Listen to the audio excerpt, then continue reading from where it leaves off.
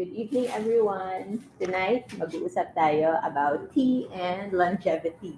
Long life and more habang yung aking pinakamamahal na si Duday ay nag-aayos ng kanyang cabinet safe, ano ba to? Organizer. So, meron siyang organizer na kailangan gawin. So, ito yung blueprint. Hindi mo klaro. Yung kailangan gawin. And while we are here, pag-uusapan natin something about tea. We already know that tea is healthy. I think everybody agrees, no? Na healthy yung tea.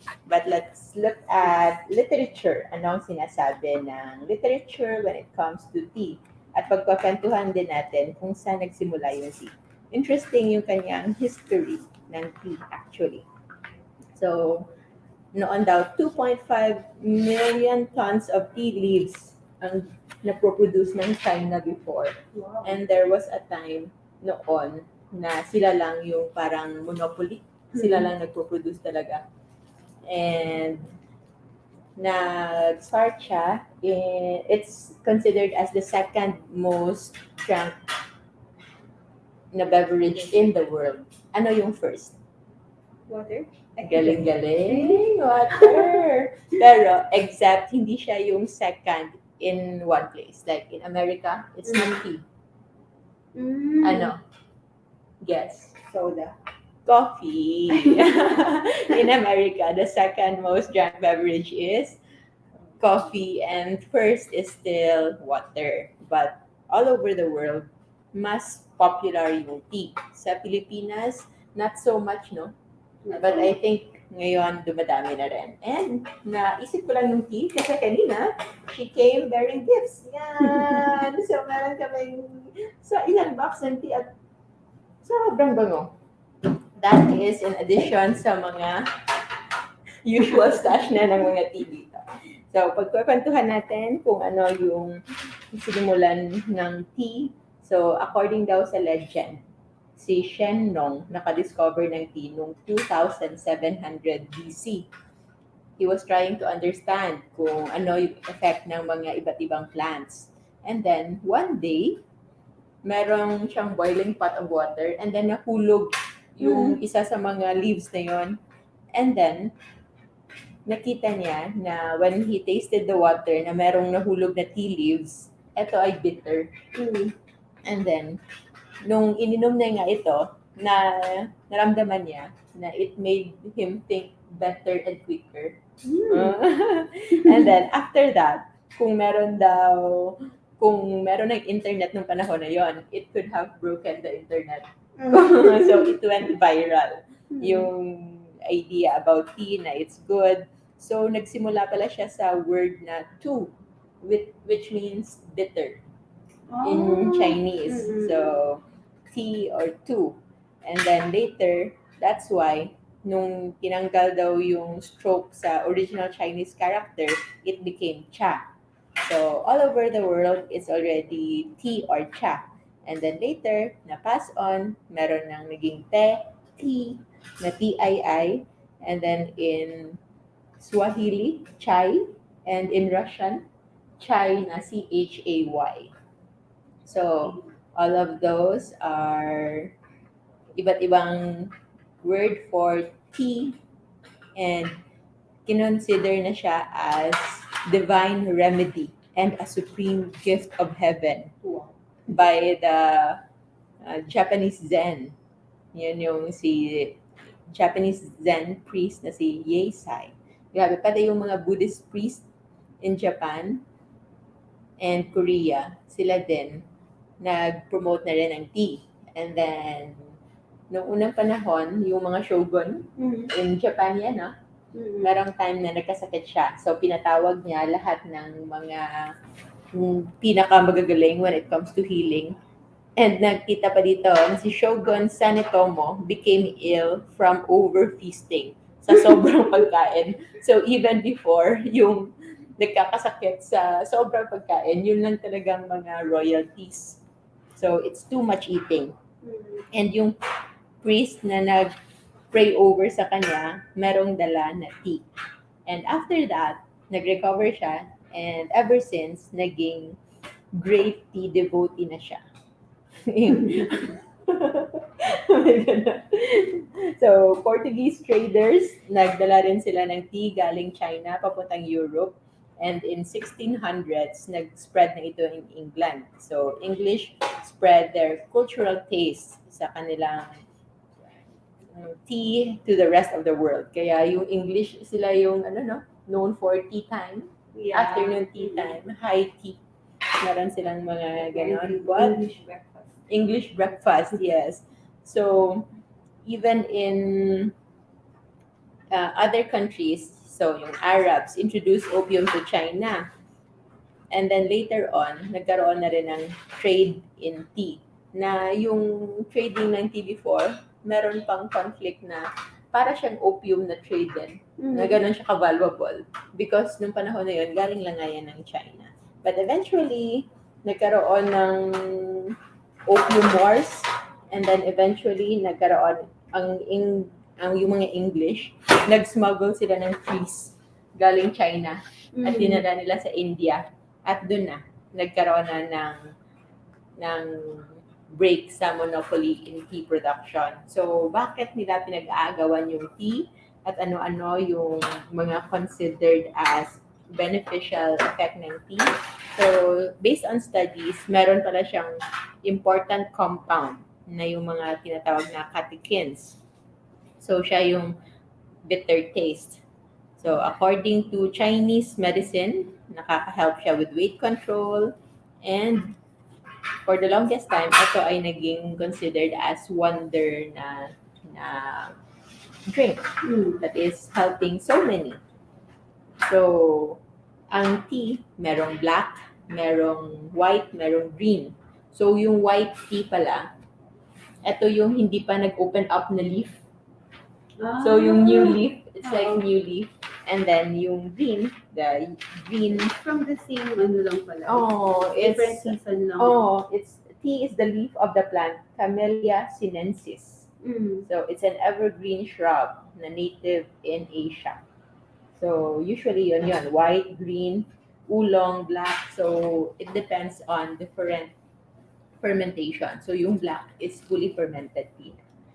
And yung white tea is entirely unfermented. So, meron siyang maraming compounds. So, one of the most common na known are the flavonoids na nakikita din sa other considered as healthy food. So, yung tea is now seen to be contributing sa pag-improve ng lifespan in general. Pero you have to take so many, like, para makita talaga yung effect.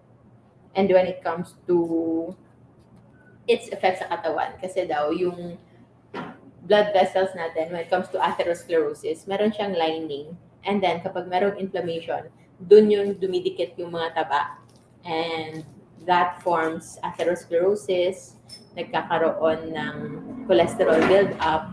And that cholesterol build-up, yun yung nagkukos ng embolism. So, yung atheroma, yung parang scar inside the cells.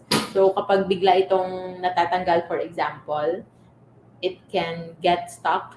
Naglulutang-lutang siya. It can get stuck in small blood vessels in our body. Kung masastuck ito sa utak, it can be stroke.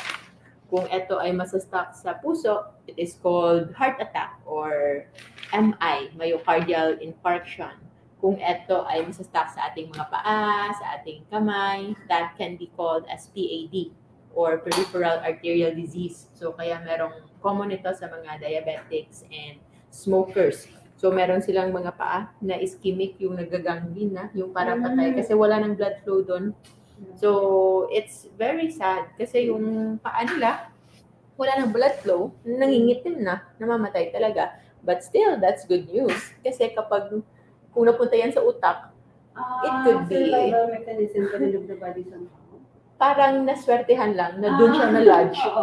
Na doon siya na-lodge. Hindi siya life-threatening. Oo, at least mapuputol yung paa mo, which is so sad. But it's still better than having massive stroke or heart attack. Kasi yung nangyayari sa ugat, If you can imagine, if it's a pipe na merong naka-block doon, so mawawala na ng supply after sa area na yan.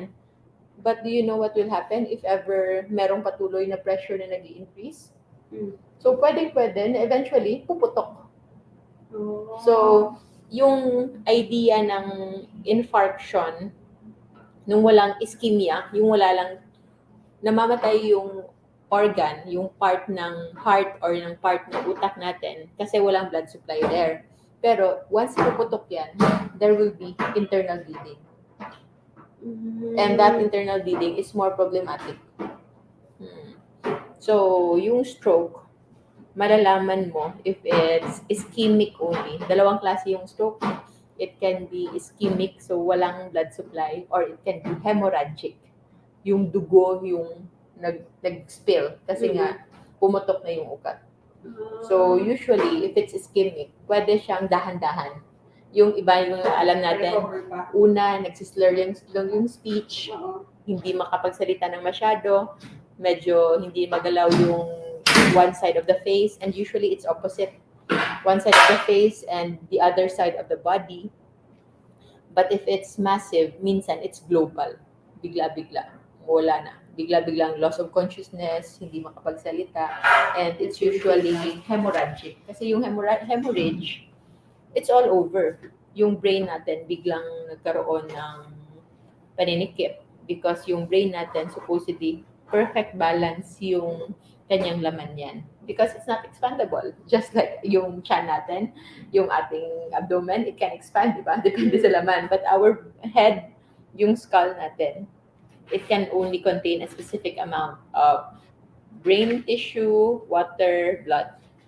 If at any point meron mag-i-increase sa kanilang tatlo, then that can lead to intracranial pressure. At yung intracranial pressure na yan, yun yung magkakaroon ng cause ng pagkasira ng utak. So, T, yung kanyang mechanism of action, somewhat, yung integrity ng lining ng blood vessels, it's ipine-preserve niya. So, hindi mamumuo yung cholesterol. Overtime.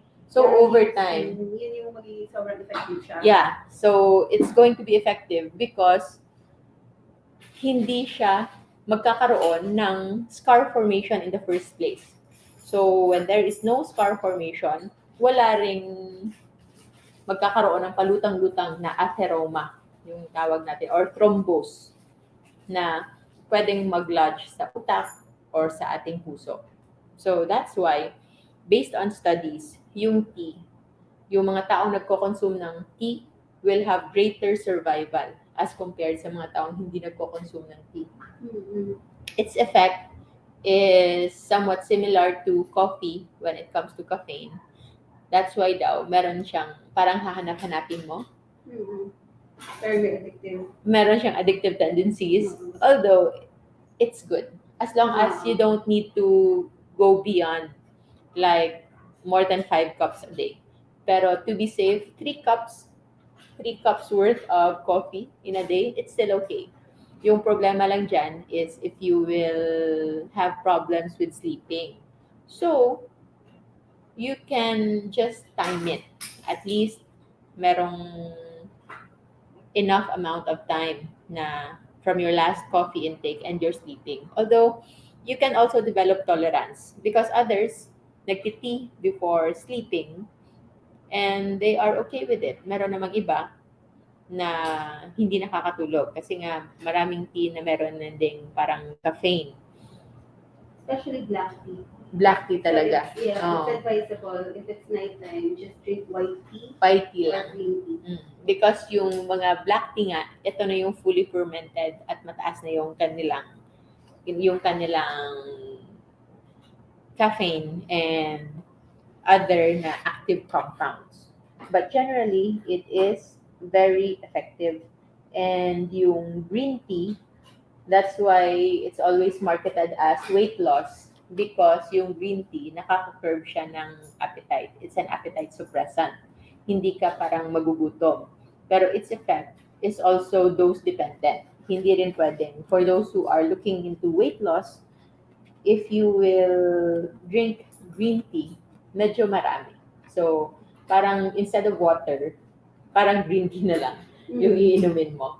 And in many cultures actually, yun yung ginagawa. In China, in Korea, yung staple na tubig nila, like sa mga restaurant, are actually tea. Cold tea. Oo, tapos kung hihingi ka ng water, yung bibigyan nila sa iyo tea. Yeah, very light na yung flavor. Oh, very light. And then it's considered as nandyan lang. And for many homes or for common restaurants, for example, given na hindi na ka nahihingi. It's like a given na after you eat, you can have tea. And then kapag kulang pa, yung tea leaves na nandun, you can just add water until it's already very diluted. So, it's considered as one of the secrets ng Asians why especially Japan and China na merong somewhat longer life expectancy attributed to tea. But of course, kahit pa grabe yung pagtiti mo, pero yung kinakain mo naman iba ay also very, very inflammatory, hindi rin yun pwede na yung tea lang yung aasahan mo sa lahat-lahat ng iyong mga hopes and dreams to live a long life. Hindi naman ganon. So, hindi lang actually sa Japan, also in other countries, like merong isang study sa Europe na yung mga 3,714 participants na over 13 years na umiinom ng tea, 6 cups per day. Meron silang 36 reduction in heart disease. Malaki na yung kanilang reduction. So, eto, meron ditong graph. So, nakikita mo dito na the higher the tea intake, from 1 to 2, 3 to 4, to more than 4, the lower. Ano yun? Cups per day? Oo. So, pwede mo talaga siyang gawing staple na meron ka lang tea dyan the whole day. Yung overall mortality, bumababa. Cardiovascular mortality, yung pagkamatay sa heart attack and even stroke. So, merong mga differences lang when it comes to green and black. But in general, as long as you take them, okay lang din. And yung cold brewing of tea, yung overnight, it's actually better kasi mas na-preserve yung kanyang active compound. You get to extract more of it. Kasi when it comes to, kasi yung hot mismo, although madali siyang lumabas, but it's also denaturing. Parang nasisira yung ibang components. So you're not getting everything. Hindi siya neutralized. When it comes naman to obesity and type 2 diabetes, mas naging effective yung green tea as compared to coffee, as compared to caffeine. Mas maganda yung kanyang result.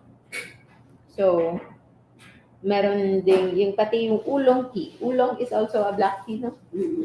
So, oolong tea, nakikita din yon. And meron lang isa dito na hindi masyadong effective yung pag-inom nila ng tea, which is the one in United Kingdom. Kasi the way they drink tea, it's with milk. So, if you drink tea with milk, hindi mo na makukuha yung pinaka-benefit nun. When it comes to preventing stroke, and when it comes to lowering blood pressure, nakaka-lower din siya ng blood pressure. So, maraming benefits yung tea. For blood pressure, naglo-lower siya ng by 4 mmHg lang naman. Although it's not that much, pero yung overall impact niya is good because yung effect nga niya hindi lang pagpababa ng blood pressure. Meron siyang nagsisecrete siya ng NO, yung nitric oxide, yun yung nagpapadilate ng blood vessel.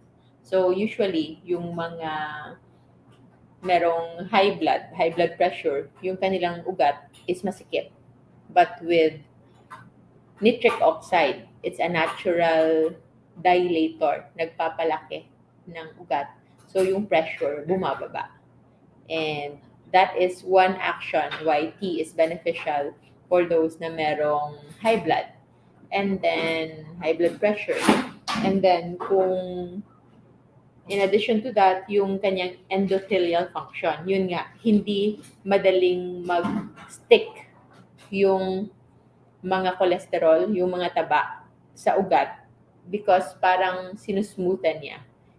Para siyang, if you will think of it, if yung ating ugat, para siyang nagiging lubricant na hindi makadikit, hindi madidikit yung mga cholesterol na magpo-form ng cholesterol plaques. That's going to cause atherosclerosis. So, mag-tea na tayo everyday, no? Kasi yung tea time namin, pa-feel, kung kailan lang namin mag-isip. Like, we have a lot of tea, pero hindi rin namin like religiously talaga iniinom. But now, I think, mas magiging serious na kami sa aming mga tea time. At yung tea time pala, pwede siyang all day, every day. But when it comes naman to overall fluid intake, we try to limit it. Not too late. Bago tayo matulog, we no longer need to take so much water kasi madidisturb pa yung tulog natin. Iihi tayo. Pero if you can, so drink fluids during the day when you are most active. And your fluid, pwedeng-pwede yan with tea na. Parang gawin niyo siyang water. And for those who are fasting, yung maganda din is yung tea, safe kahit sa mga naka-fasting kasi wala naman siya calories. I think ngayon, yung hindi lang masyadong applicable dito kasi marami ng tea, ng mga fruit teas. So when you have, siya talaga yung mga paborito din namin kasi nga masasarap. So this is wild berries na mga tea. So try to take this during your eating window, especially kung serious yung pangangailangan yung healing. And you can just focus on tea leaves. So, pwede yung yung English breakfast, merong pure green tea, merong mint, and yung mga fruits, like merong cherry, merong strawberry, merong raspberry, and ito mas marami merong lemon. Mostly, halos wala rin naman tong calories. It's just the parang scent lang, no? Yung parang flavor lang. You cannot really add calories in it. Although ngayon, be careful, meron akong nakita na isang tea ngayon, yung kita natin na parang no sugar added nilagay pa because it's already sweetened. Parang juice na. Oo, parang ginawa na nilang juice. So, if that's the case, then you are not maximizing the benefits na tea. So, tea is just one of the many things that you can add to help you with your goal, with our goal for longevity. So, it doesn't mean na if we strive or get to know more about longevity is hindi na tayo tatanda o hindi na tayo magkakasakit. Okay, we are not giving you like false hope. How we wish nakita na natin yung fountain of youth. Pero we can learn from many areas in the world, yung tawag nating blue zones, how they live, and kung paano nila na-maximize yung kanilang buhay. And that is growing old the healthy way. It's healthy aging. Ano ba pagkakaiba ng healthy aging and just living na in old age? So say for example, in America, marami na ngayong elderlies, seniors, that they also live 80, 90, even 100. But usually bedridden. Yeah, yung quality of life. Oo. Quality of life nila, wala na, halos hindi na makatayo, hindi na makagalaw, but buhay lang because of all of these support. Pero yung mga elderlies in the blue zones, at the age of 100, nagtatrabaho pa ng kanilang garden, sila pa yung nag-attend ng kanilang, nag-dance, nagso-socialize every afternoon. Tapos sila pa nagpa-farm ng kanilang pagkain. So kahit kumakain sila ng carbs, pero sila nagtatanim ng kanilang carbs. Oo. It's paired with hard work. It's paired with physical activity. Yeah. Yun yang hindi lang basta natural food, but they also have natural movement. So maraming factors to consider when it comes to longevity. Hindi lang tea, but tea is like a safe addition.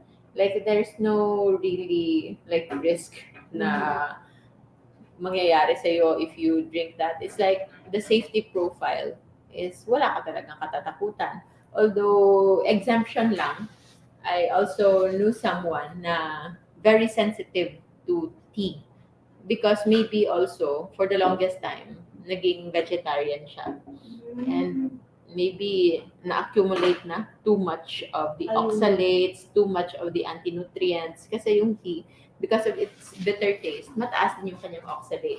At dose dependent din yun.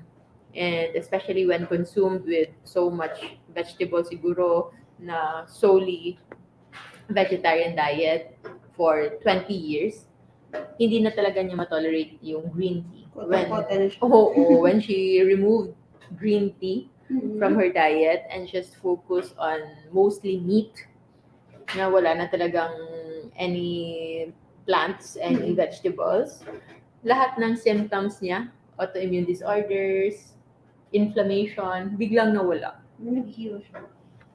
Healed. At hindi yan like unique ha. Sobrang dami na ngayon tao na nakadiscover ng healing when they eliminated the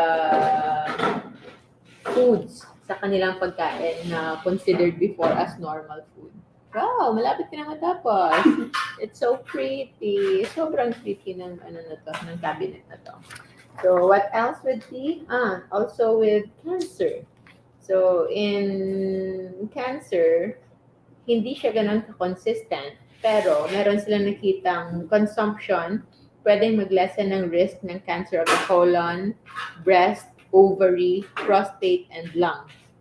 So, the main ingredient in tea, yung EGCG, yun yung inhibitor ng mTOR and P13K. Yun yung mga pathway in our genes na nag-i-induce ng tumorigenesis. So, nabablock niya yon yung tumorigenesis na yan. So, it's already, for those who are watching on replay, mag-10, mag-11 o'clock na, no? Kaya yung mukha namin ganyan na. Parang ready to sleep na kami. Kaya lang, we are excited to finish this little project. At dito lang kami para naman hindi madisturbo yung mga mahal namin sa buhay na tulog na. Dito okay lang. So, yung isang component ng green tea, kung bakit ito nagiging effective when it comes to cancer is napipigilan niya yung pag-spread ng cancer. And also, kasi yung cancer, uncontrolled growth na dapat sana meron ng programmed cell death. Kapag yung isang cell natin sa ating katawan ay hindi na healthy, meron niyang parang self-destruct na mechanism na since you are no longer healthy, dapat mawala ka na. So, sa mga cancer, wala yung button na yan. So, it cannot die. Pero, green tea, nakita nila, nag-i-induce siya ng program cell death. Parang na-activate niya yung cell death mechanism ng cell na yun. So, pwede na siya mamatay ulit. Kasi hindi na nga siya healthy cell. So, it's widely consumed. Pwede siyang makahelp sa many. And then, if you multiply those effects, kahit little lang, pero if you multiply mo yan into people and make it into a habit, we just don't know kung gaano ka-effective ito when it comes to benefits. Weight loss is one because making your weight normal is already reducing your risk of many diseases like increased weight alone kasi is an independent risk factor for heart attack, for stroke, because the fats, especially the visceral fats, sila yung nag-increase ng insulin resistance, sila yung nagpo-produce din ng extra estrogen. Alam mo ba yung fats, gumagawa sila ng estrogen? Like sila, oh, they are weird cells na akala mo taba lang, but they can be active hormone producing cells, yung fat cells na yun.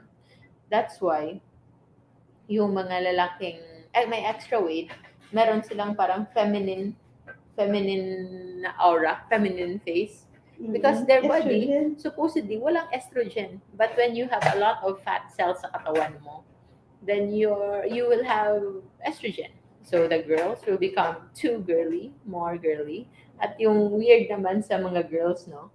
When you are already having too much estrogen in your body because of fats then, those estrogen are converted, yung term dyan, peripheral conversion, kasi hindi na siya nako-convert sa organ mismo, but sa other parts of the body na. So, it's peripheral conversion into testosterone.